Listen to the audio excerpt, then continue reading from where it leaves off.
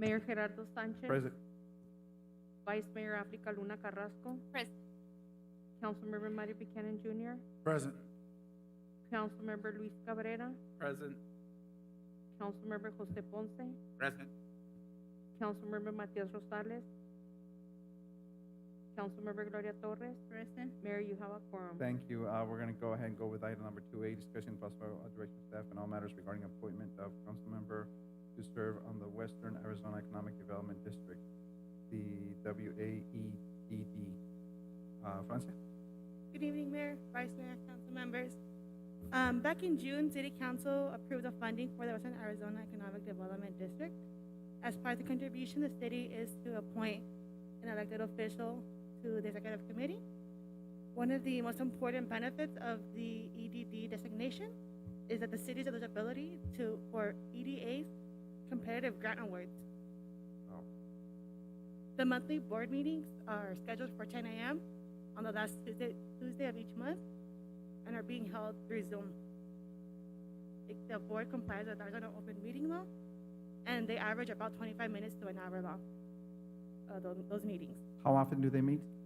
They meet once a month on the last Tuesday. Currently serving the board, we have Supervisor Tony Reyes for Yuma County, La Paz County Supervisor Davis Pluckett, and Mr. Alejandro Figueroa with Yuma County. Likewise, Executive Director Alan Pruitt. It is expected for the town of Parker, town of Quartzsite, and town of Walton to join in the next scheduled meeting. By when do we have to submit recommendation? We're supposed to submit recommendation when we pay the first, or when we pay for the membership. We haven't yet paid for the membership. When are we paying for the member? I was working on having that submitted. So once we get the appointment, Let we'll me have know. the check over. So if any council member is interested, please let us know. It is once a month, the last Tuesday of every month at 10 o'clock. Correct. And meeting is between half an hour and an hour. Correct. Right now, they're going through Zoom. So if you guys are interested, let me know and we'll nominate you. Unless you want to do it right now. I mean, I just I want more information on what they do. No, of course. Because seriously, because they save half an hour to an hour. It could be different. You have Tony there, you have supervisors. So give us a little bit more information. What exactly does that mean? What intel? Okay? Okay. Okay, council? Sounds good? Unless you want to volunteer. All right. Give us that information, make sure that our council members get that information, and so if it's compatible, let's do it, okay? Sounds good. I'll do that. Mayor, I kind of spoke to Jenny about it and emailed Mr. Pruitt too. So if you guys want, I'm willing to be Yep. nominated. If that's fine, I can make it work one Tuesday. I can get half a day each Tuesday. Sounds at good. 10. So Mr. Cabrera is interested? Once we get paid, thank you. Thank you. Mayor, I'm not be able, I'm in Waica, and Waica has always take 2 or 3 hours I know. the meeting, and I'm in 3 boards and Waica. Yeah. So I'm not being able to participate anymore in another.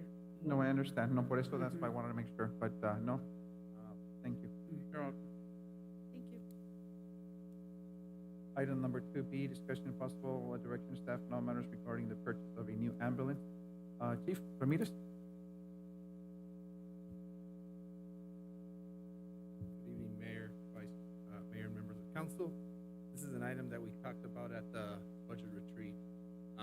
Right now, we've purchased, I believe, 3 ambulances the last 3 years, which brings our fleet to 4 of the, in the past, of 2 years older model. Yeah. We have 4 ambulances and 1 spare. We're trying to bring this ambulance up because with the new fire station that we're building, we want to implement to have 4 ambulances in the city of San Luis, and that way we can have a backup ambulance in case, like I always say, Yeah. maintenance or one of those units breaks down, we have a unit available. The front line that we have right now is a 2015. good to use as a backup. I don't know if you guys remember, last year we bought the one that just went in service in June. It's a 4500, which was a bigger model, bigger motor, and it's withstanding the heat right now. That's the problem that we have with some of the ambulances that we have with the AC units. They tell us, yeah, they're good AC units, they handle, and but this is why we're asking to purchase an ambulance. We're planning for the future. That way we can establish a fourth ambulance here in San Luis, and we have another ambulance that we can move in case, like I said, if they need maintenance on one of our frontline units. Is this gonna be another 4,500? Yes, yeah, I think we're gonna stay with the 4,500. If you have any questions for me, I don't see any questions. Proceed, Angel. Proceed. thank you. Item number 2C, updating all matters regarding the street intersection expansion on 4th Avenue and Cesar Chavez Boulevard and 10th Avenue and Cesar Chavez Boulevard. This was brought up by Councilmember Luis Cabrera. Good evening, Eulogio. So, I asked Sonia to put this item on the agenda for this work session. I've seen a lot of complaints regarding traffic on 10th Avenue now that school started. So, I know it's in the budget to get those expansions going this year. Just so we can get an update on when they're gonna start or what's the status on that. Good evening, Mayor, Vice Mayor, members of council. Yeah, actually, our office also has received a lot of complaints regarding 10th Avenue specifically. I think 4th Avenue, it's been an issue for years now. I think sort of people complain, but not as much as 10th Avenue lately. So we have the design completed on the 10th Avenue and 4th Avenue and Cesar Chavez Boulevard intersection. Really, the holdup is we need a little bit of right-of-way, which is actually not too little. It's actually quite a bit. The existing right-of-way doesn't match where the existing pavement is. So we submitted an application, and meaning we, Jenny and I submitted the application. I think it's over a year ago to BLM and BOR for that right-of-way. But that's really the holdup on that project. We have some funds in the budget to start that project if we were to be successful getting the permission, and we will go out to bid and start construction on that. I don't have an estimate when we're going to be receiving that right away, but I know the application has been submitted for a while now. Really the layout, the design there for that, we're going to be able to continue with two through lanes to the east and two through lanes to the west and turn lanes, both to the north and to the south on Cesar Chavez. And then on 10th Avenue, we'll be coming south. We're going to have a right turn onto Cesar Chavez west. We're going to have a left turn to Cesar Chavez east and a through lane. And then just one lane going northbound on 10th. That's sort of the design that we have for the intersection. And it's going to be the same on the south side, which will be a right turn lane onto Cesar Chavez eastbound, a through lane, left turn lane onto Cesar Chavez west, and a through lane to the south coming from the north side of Cesar Chavez. But I said, again, really the issue, and actually when the design was completed, we were waiting on federal land and state land.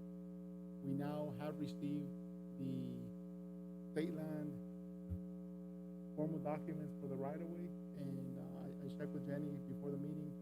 It was signed and returned to them, so that's going to be official here in the next, I would say within a week or two at the most. So we would have the state land right-of-way, and that was a holdup for the 4th Avenue and Cesar Chavez Boulevard. We've been working on the purchase of that right-of-way from state land for 2.5, 3 years now, maybe. Goes far. And we paid like almost $300,000 one year, and then we just recently paid the remainder of the funds. But with that though, with all that right of way, we would be able also to do the 6th Avenue, Cesar Chavez Boulevard, other intersections, another right of way that we didn't have. We even have some roads that we don't even have right of way for state land. Yeah. So this purchase took care of all the right of way from 10th all the way to William Brook. So this one we expect the right of way to be received here in the next, like I said, couple weeks. And with that, we would be able to start the construction project. Meaning, we would be able to show APS that we have the right of way. They're gonna start their relocations, and then we would be able to go out to bid and start construction. And that's for Fourth and Cesar Chavez. So if I was to give you an estimate, we might see some activity from a contractor doing roadway work probably possibly in 6 months. That's just a guess. APS has, they've known about this issue for a while. They were just also waiting just on us to own that land so they can actually start relocating their poles over onto the wider right of way. Can we potentially seek for, like, I don't know, send them like a letter asking for attention to that request for is it the federal one? Like an update to state land, Yeah. or I mean to Bureau of Reclamation, BLM? Like basically tell them, hey, we're ready with the state right away, we have the funding, we have the plan, we just need your approval. Yeah, we can do that. And I'm not sure, maybe Jenny already did, but I'll check on that and we'll do what we haven't done so. For sure. Yeah, BLM tends to take their little time. They're federal. Yeah, I think one of the projects I worked here in San Luis before I worked here was a water line that we built with NatBank money on County 25th Street, and it took about 2 years to get the right of way, a year and a half, 2 years. Yep. But regardless, though, I mean, it doesn't hurt to let them know that we have the funds and we're ready for construction as soon as we get the right of way.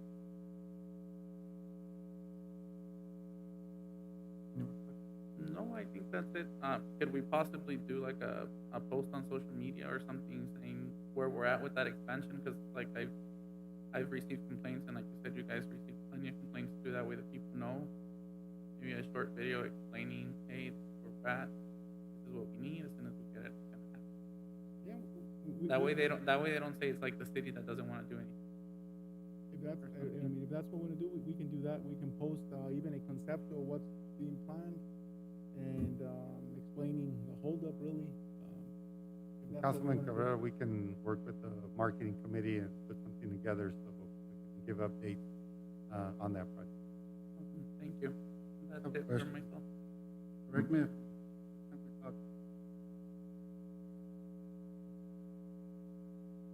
isn't Comite and Rydell for that intersection?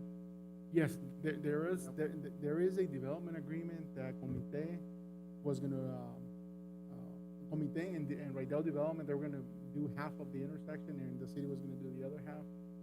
What we have in the budget is not enough to do the entire project, but we figured that the right-of-way was gonna be a slow process, and we thought that we're gonna be starting construction if we were able to towards the end of the fiscal year. But yes, there is a development agreement for some contribution from the developers. That is correct. Just 10th and just 10th and Cesar Chavez Boulevard. I highly recommend, if there's complaints that go to Councilman directly, have the residents file complaint formally. Because they can complain all they want, but formally, it's more official. So we have documentation that there are actually, formal complaints, and, we will directly, address those issues. Because I also get a lot of complaints, but I tell them, you gotta write it down. There's a difference between just calling me or texting me and writing it down. And I think it's very important that our community is aware that there is a way, there's a system. And trust me, if they write a comment, if they write a complaint, it gets addressed immediately. And because it's hard enough, we're understaffed, and it's difficult sometimes, and we're always behind. Mr. Vera, I mean, you do your best, but you're here 12 hours. Your staff is here, and there's only so much you can do. And the thing is, it's also the responsibility of the community to get involved, because we've been discussing this for what, 4 years now? And the thing is, and now it becomes an issue. Every year is the same issue. And the thing is, we try to do our best. And the thing is, it's unfair for our staff because they're overworked in regards to projects, because there's a lot of projects coming down. Our PD, we're understaffed.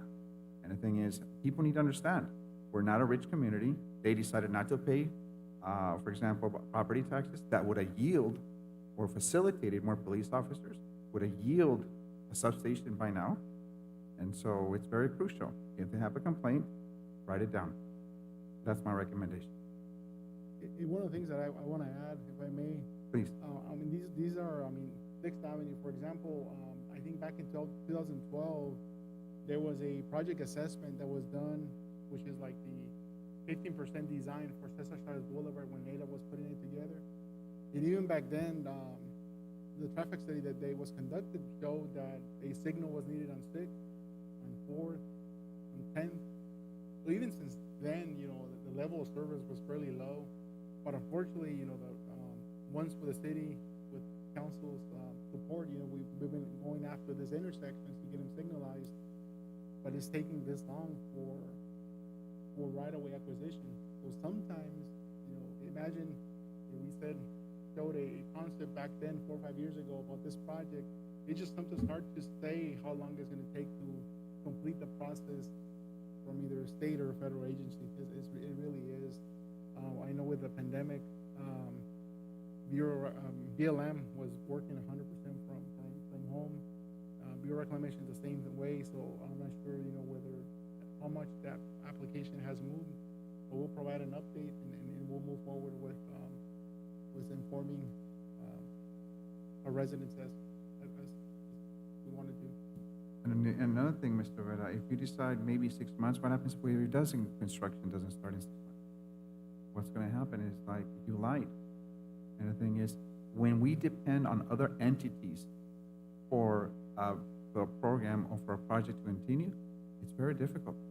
And the thing is, if we were self-sufficient, if we had all the funding, if we had the right-of-way to most of the land, the acquisition, it'd be a different story. But we have to work with different agencies. State is a different story. The federal is a different story. And you know this, and it's difficult, but I do understand the frustration that projects need to get done, those intersections need to get done, and we're growing. We're, according to the census, 35,000. I think we're 49,000. But it's one of those things, so, no, clarification is key. And thank you for bringing that topic up because it's important. But every year it happens around the same time. And the thing is, we can only do so much. We only have, and the thing is, then next month it's going to be the park because they're drying up. And so make sure, complaints, write them down. Thank you, Mr.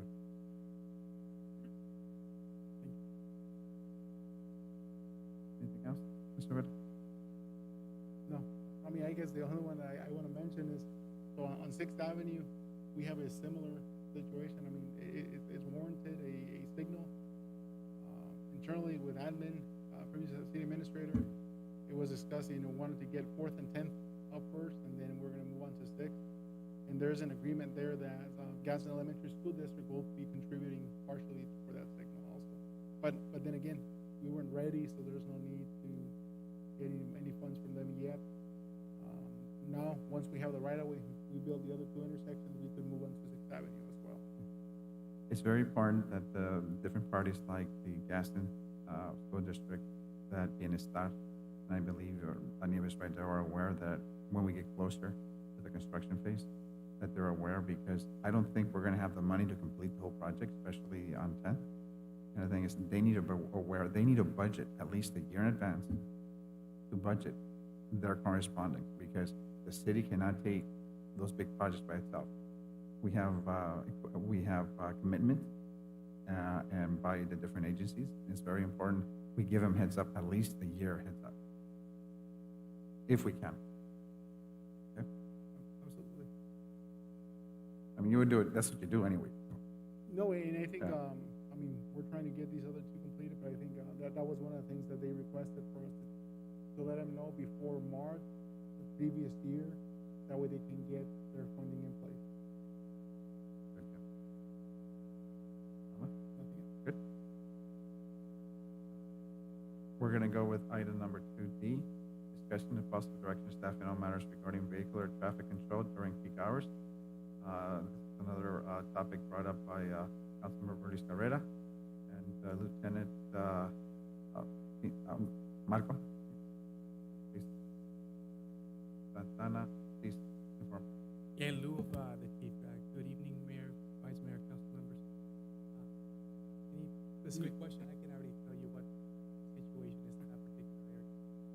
Yeah, so I added this item as well to follow up with the same intersection in the mornings. It's two schools coming in at the same time, and maybe that's something we can also work with Gadsden, possibly have one school come in at a later time than the other one. But right now, two schools entering the same time, there's a lot of traffic flow there through that intersection. Quite a And- bit. I'm sorry to interrupt. No, go ahead.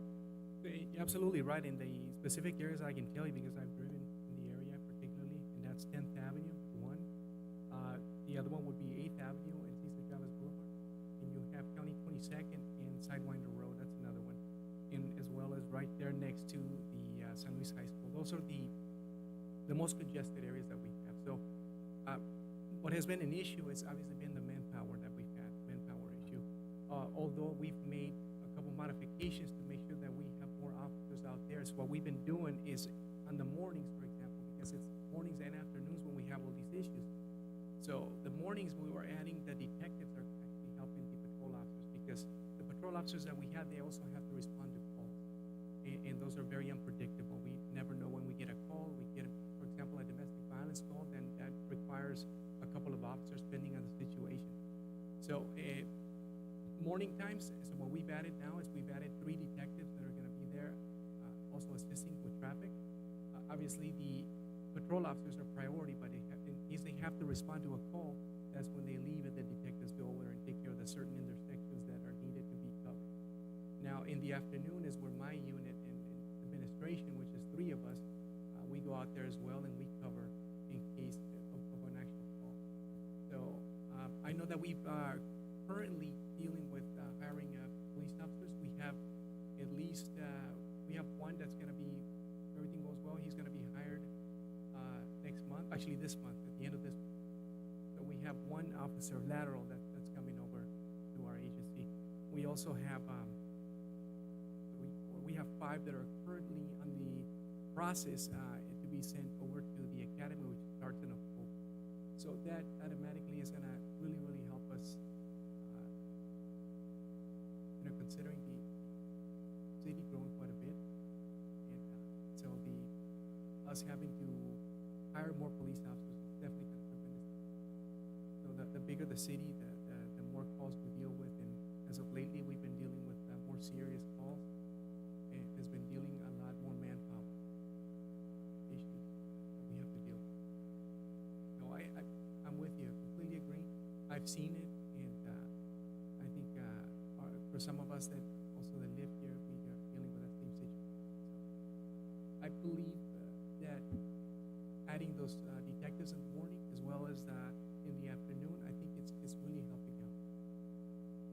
But rest assured that if there is a very serious call, that could be an issue. I have another question. I didn't say like in a particular area because I know Avenue F also has a lot of heavy traffic flow in the mornings and in the afternoons. Is there a patrol officer assigned to the East San Luis, or is just someone that goes out there every certain amount of hours? Yes, there is no one assigned, particularly like, for example, in a squad, you're going to be assigned over there. We have nobody assigned at the moment. It basically, it comes down to, each officer has throughout their actual shift, they are to go there and check out the area as well. That area is growing quite a bit, so it is becoming more predominant for us to go out there and verify the safety of everyone there. So it is definitely, again, it's part of the city, so it's definitely something that we have to continue to put a little bit more effort on. And again, it comes down to the manpower issue. And again, the calls. It really comes down to the call. I mean, depending on what we have, sometimes we have every single officer tied up, and we still have calls that are pending, or we have maybe even walk-ins that are still waiting for the officer. It's if we look back, maybe years back, it wasn't as busy, but it's just amazing how things have changed throughout this past couple of 5 years. And unfortunately, the growth of our city continues to overwhelm the number of not only police officers, but also parks and recs. It was my impression that there were at least 19 parks and rec people that actually take care of the parks. No, there's actually 14. 14 people in charge of all the greenery in the whole city. It's just amazing. Now, I believe, how many officers do you have working, actually officers working in the morning shift? We have between 4 or 5, more like 4, and the 5th would be the sergeant, which is the super. And sometimes, again, it all depends. Sometimes we might have 3 and the sergeant. So there's 4, sometimes 5, for a population of 35,000. That is a humongous ratio. And again, the call taking part, it becomes you're very unpredictable. It really comes down to that. And I can tell you that we are among many agencies throughout the state of Arizona that are really, really down on officers. If we look at even Yuma PD, I can actually mention that they're down about 45. 45 acre. And it's, they're even getting a lot of, incentive pay to come over here so we can, help the issue that we're dealing with. So, and what's happening is that you have so many openings out there up in the valley, like Chandler PD, Peoria, and they're giving big incentive pay, like, give you a $5,000, off the bat pay for you to, as a recruitment tool. So unfortunately, it's just going down to that. In YPD, that's what they've been dealing with. They lost about, there's a new city that's implementing a new police department, Queen Creek. And they, I think they took about maybe 10 off YPD. And again, it comes down to that. Just making more money. No, I agree and I understand. In Santana, what about our K-9 officers? Can they assist with the K-9 officers? Can they assist with patrolling? Absolutely, absolutely. I can tell you that there are certain training hours that they have to complete, and that's to maintain their certification. And it comes down to the liability. If we don't have the training available to them on a particular day, it really gets us in a big predicament. If we have to, for example, do a bite, or for example, a traffic stop that happens to be loaded with serious illegal drugs, and they don't have their hours accounted for, then so the officers are absolutely available and ready out there. We have implemented a lot of training for the officers, and again, it comes down to our liability, and that's one of the things that we're really focusing on, not to bring any liability to the city, and that means that having the proper training, for them to make sure that they know what they're doing.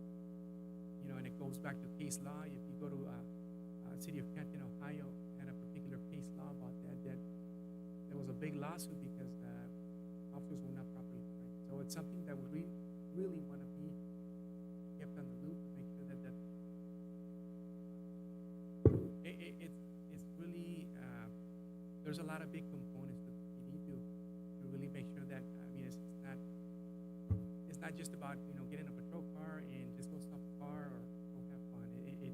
It really has become making sure that we have the proper material, the training available for them each year. And obviously the main thing for us not to be in a situation where we deal with liability. It's a job that is not one person. It's all of us. And so far it's been good. Do we need to get better? Of course. There's always room for improvement. Do we need more officers? Absolutely. I think we would do better without.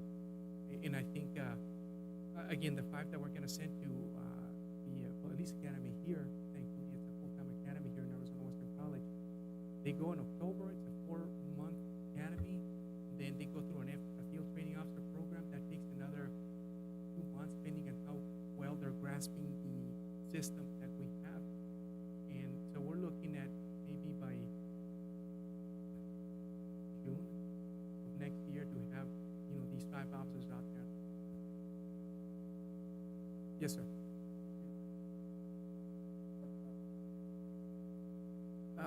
I remember one. I believe it's 1,000 resident members per an hour. So if we look at our size right now, if I remember correctly, and I know that the chief is the main person dealing with this, we are 41 sworn, meaning that we are 41 police officers able to enforce the law. That includes command staff, that includes the chief.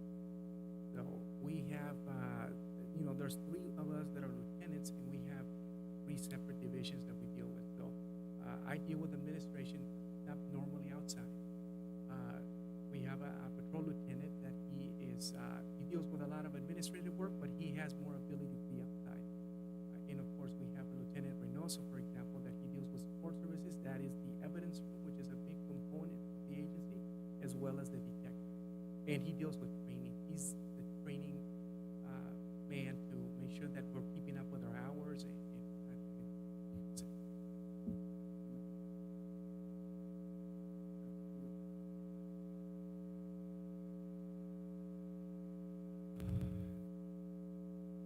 three to four officers, yeah.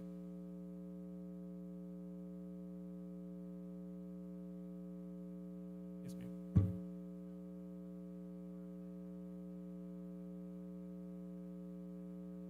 He's a lateral. If I remember correctly, we are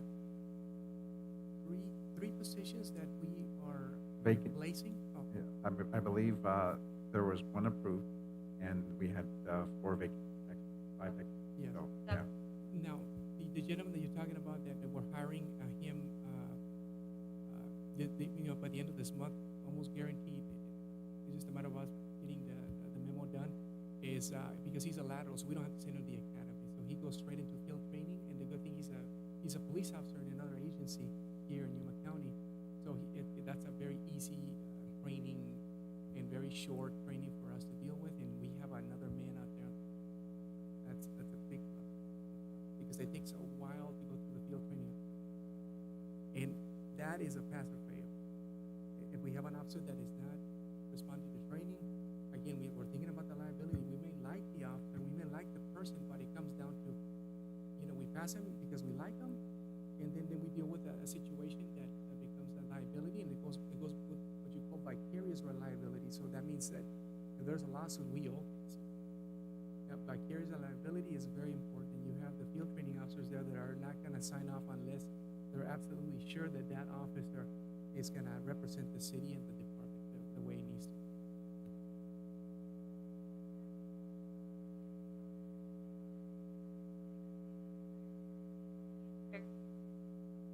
Yes.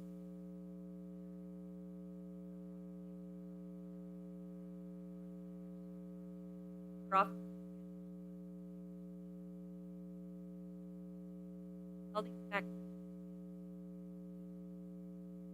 Correct. Yeah, it is. Body. It's gonna The only happen, issue with that is not only do we now invest in police officers, but when it comes to fire and police, the retirement. Let us not forget there's an $11 million deficit. So we're gonna be paying $1.4 million extra every year. And the thing is, the thing is, when we get a lateral, for example, transfer, he's more expensive than the guy beginning. Yeah, if he's already retired, I think there is a fee that the city would have to augment and cover. We are not dealing with that now, but that could happen. Very true. Now there is a big difference when we have the tier levels: tier 1, tier 2, and tier 3. Very different levels. Tier 1s are the ones that can retire at 20 years. That retirement will completely die with some of us that are in the tier 1. The tier 2 is a 25-year retirement, and you have to be 52 before you start collecting. So it's going to be probably not in our lifetime to some extent for some officers that are barely starting. And again, the tier 3 becomes a very, very different. They have, I think, if I remember correctly, they have a choice to go into like similar to a 401k, or they go It's to a semi-private. Yeah. Yeah. Yes, sir. Yeah. So It's a little different than the math is, I mean, we should have 12 more officers, but how much of a retirement are you gonna play? That's the big deal, because thank you, state legislature for actually creating. A lot of cities right now are not bankrupt, but it can break them. And fortunately for us, 1.2, 1.4 million every year we're gonna be paying for the next, what is it, 22 years? Yeah. And so, and plus we have no property tax. Let me emphasize that. Thank you for those 276 people who voted for the property tax. They knew, okay? And so, it would have made it easier. We might have to revisit that in the future. And then another question, Yes, sir. what about our traffic enforcement officers? How are we, I know we were in the process of hiring. Yes, so we have a transit enforcement officer, which is not a sworn police officer. So his main focus, and he's an awesome guy, awesome officer, Omar, really good guy. So he's focused on the city code enforcement, dealing with parking violations, and he's dealing with traffic. And that's the only guy we have for that. Now, we have, correct me if I'm wrong, but we have 2 current positions available full-time for those positions. The only issue is that the people that, and we've done interviews, they get weeded out on the background. And honestly, if I may say, it has a lot to do with, it has a little bit to do with the pay as well. So, if you're dealing with a job that is very difficult to some extent, being out there with the sun and really dealing with traffic and everything, it just They're not getting paid. They're not getting paid for that. That's the problem. Yeah. And it's hard enough to find animal control certification, and now they're going to do traffic. 2 different jobs, 2 different titles, a lot more money. And they help us a lot. Without And they those do. guys, sometimes it would be terrible. So they do help quite a bit. Yeah, the 2 animal control guys have been with us for a while. Very good guys. Can I, something out there, I mean, I don't even know if it's possible or what, but it just came to me. How about the schools? Can they help out? Do they have like their security officers or? Me dio risa. I have an answer for you. Because I know what's going on with that one. Okay, so, this year, for example, it wasn't too long ago that we actually, what we do is we get with the Gansett Elementary School District, and we go through a little crash course about, these people, the people that hold the signs and crosswalk guards. So, as far as traffic control, I think it becomes a huge liability. Their main focus when we teach them on these crash courses is don't think about doing traffic control. Your main focus is for you to, hold your sign and go across, get those kids across. That is it. Thinking like security officers, I mean, I don't know what type of training they have, but They have that training, but again, for the liability, we are very specific that you're not allowed for traffic control. We're not teaching you that when it comes to liability thing for us. So, I am great people. We had about maybe, I think, if I'm not mistaken, I think we had 12. And Sergeant Ramirez is the one that gives the class. Actually has a PowerPoint presentation and does that. So yeah, we work in conjunction definitely. We're very helpful. I know we had a crosswalk person that worked for the district. He retired now, but he used to do traffic control, and it wasn't controlled. Yeah. It was darting into traffic. Great guy. I know you're talking about. Yeah, exactly. He would dart into traffic, force people to stop right in the middle, and yes, I believe he got hit once, something like that. But yeah, It was a 9th Avenue. exactly. He was the person in charge of that intersection, and everyone knew that. So maybe we need more of those, or maybe not. No say. And with well, look at the liability again. It's a big one. No, so the focus is make sure we work on our budget, make sure we try to see our numbers and see we can continuously try to increase our police officers. And I believe our fire is also hiring, so it's a work in progress. And it's going to require a lot of finance. It's going to require a lot of maybe cutting on projects, unfortunately, but it's getting more expensive. The liability aspect, because it's a liability aspect. It's the retirement. And the thing is, I believe the city city of Yuma had it financed like 42 million, something like that. It's a pretty high number. We were lucky to do 11.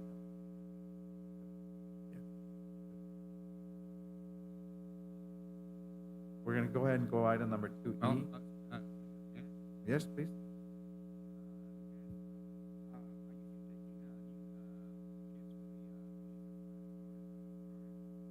We still have the program. In fact, yeah, Officer Reese is the officer that continues to be in charge of that. He is a school resource officer. And yes, I mean, we've already finished the Explorer Academy, which was a very successful program. But they have the option to remain with us in the program. And absolutely, yeah, that's a program that we do not want to lose. If anything, we would like to eventually implement the volunteer program, which it was very successful in the past. It's just the COVID pandemic has been an issue on recruitment. Yes, sir. No more questions, concerns? I'm gonna go ahead. Number 2E, question and possible direction staff on all matters regarding placing their shades and benches at the temporary tax. Mr. Councilmember Luis Cabrera brought it up. Mr. Loja?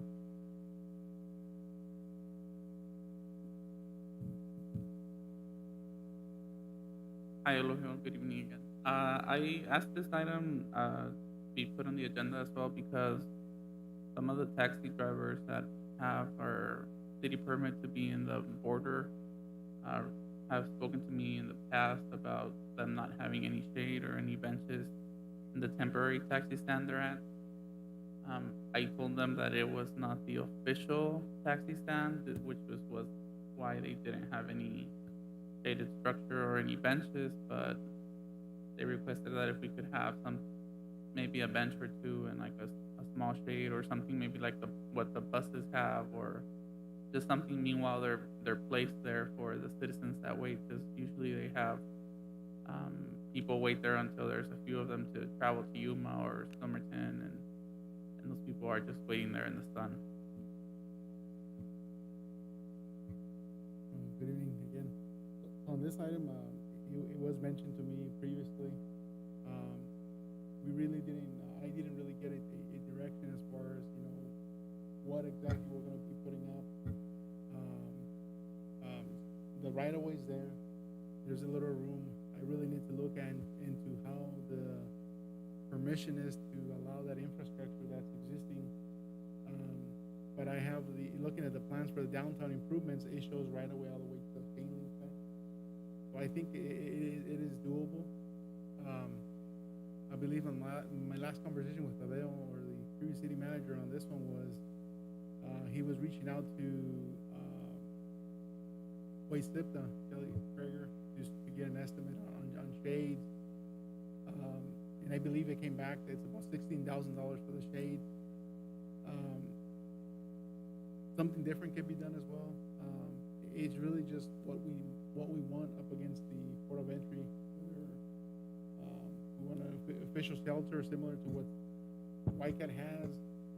I also reached out to Waste Lipta, and they do have some used ones available. One of the things that Tadeo did before he left the city was he was actually in the process. Whitecat was in the process of donating one of those shaded structures, and it was worth $20,000. But they were in the process of donating, and nothing happened of it because this issue has been going on for some time. And my big question is, who's going to pay for this? Because this is only a temporary. A temporary means through the construction. Because once the construction begins of Port of Entry 1, that area will disappear.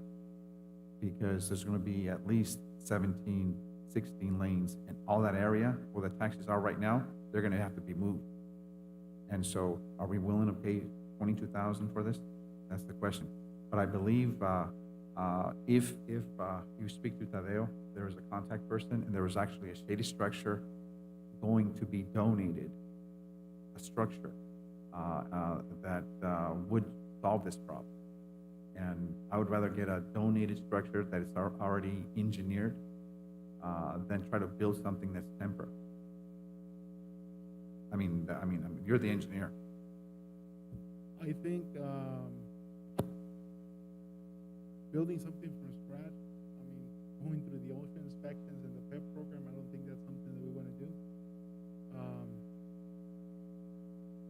Shelley did mention with Waisita that they do have some shelters, but we can actually get more than even one, but only for their bycatch stop, not for the private companies to use.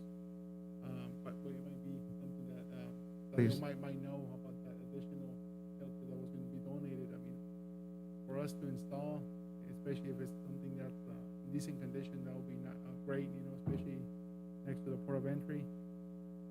So it's the way I see it, I think it's a council decision, you know, whether you want to put a shelter there on a temporary taxi stand, and we can make it work as that. Excuse me, Mayor, I'll follow up with that and see about the shelter, for the Yeah. donation.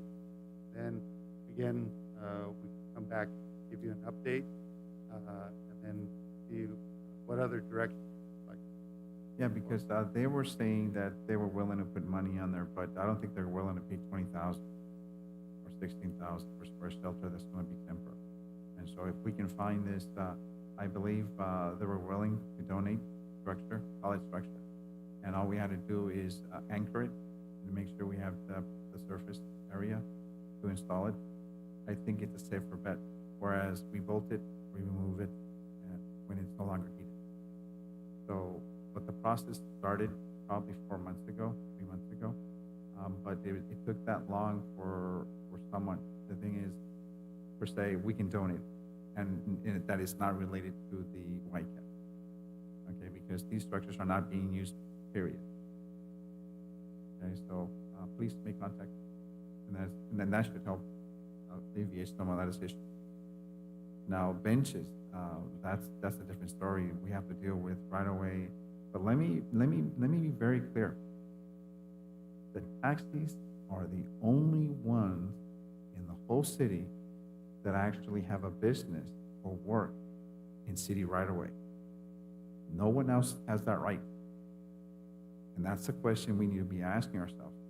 No other city allows that to happen. Okay? Because right away is the domain of the whole city, not just one particular entity. So that question was asked to me by a state official, and who actually deals with Nogales. And you're the only city that does that. So food for thought. Food for thought. Because we're not in the taxi business. We're not. Shouldn't be in the taxi business, unfortunately. But there's a lot of changes coming, and this is going to start next year. And so the whole dynamics of the city, Main Street and First Street, Archibald, everything will change. Especially now, there's a possibility there's going to be 9 lanes going into Mexico. So our traffic is going to maybe 2 times, 3 times more what's normal. So yeah. So I recommend we look into it, and instead of your Mr. Vera putting in 22,000 or 20,000 for a stated structure that's only going to be temporary. Right. Your budget. Well, and I don't think I can use HERF money for that. Okay. I think it would be more of a general fund expense.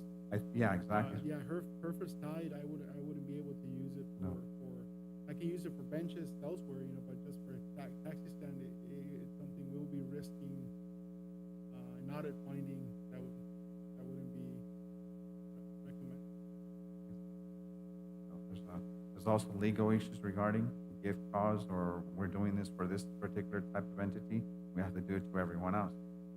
So those are legal issues that we need to discuss also. But we understand there is a need for it. With safety, public safety, we can do that argument. I mean, no one wants to be waiting out in the sun, but it's something you need to look into, okay? Because I don't want to be accused of the breaking the anti-gift clause, or actually doing something for a particular entity in which they do practice or they do business in right-of-way, city right-of-way. So that's another legal question. could the benches I'll be look into it. donated, like the ones that were donated for Alegria Park? See?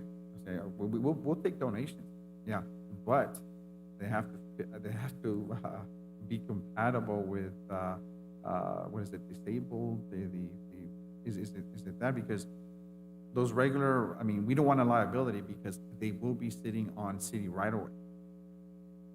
It will be on city right away.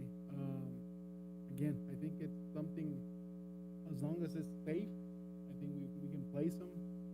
Aesthetics, that's another issue, whether we want them to be compatible with what's on Main Street, or since it's on the side, U Street, they can be something different as long as they're aesthetically pleasing to the public. Yeah. And that's something that, I guess it'll be our decision, what we can accept to install in our right of way. But that wouldn't be an issue, donations.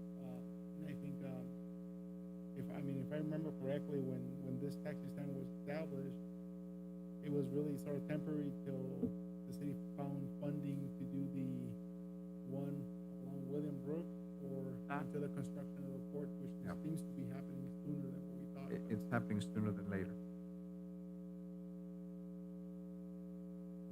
So I guess, can you circle back and get that information, come back to council and talk about it? We know, we're in the loop of what's going on. Yes, Councilman, I'll follow up with, Logio and give that update, give you that information. But we will follow up on the donation.